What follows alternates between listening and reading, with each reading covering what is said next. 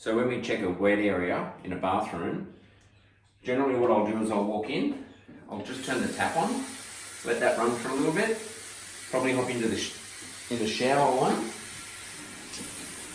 just let that keep running.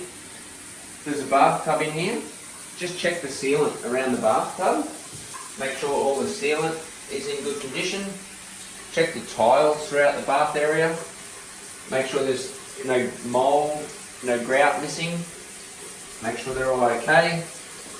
You can generally then come back to the waste, check there's no water leaking in the waste. It all drains away.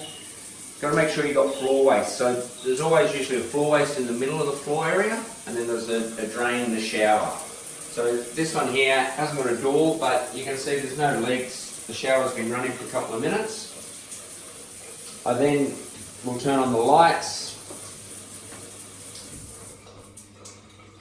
Make sure the lights, the fan, so you need good ventilation throughout a bathroom, so any steam that builds up from the shower can actually get away and you don't get mould forming up on the ceiling. Check the accessories, make sure they're all nice and solid. So you've got shower towel rails on here. Make sure they're all just nice and solid to the wall, give them a quick check. Mirrors, have a good look at the mirrors, make sure there's no, on the edge of the mirror, sometimes moisture can get in there and that can make the mirror start to wear away on the sides. So just check the mirrors, make sure they're all okay and everything's sealed so no water can get up and around them.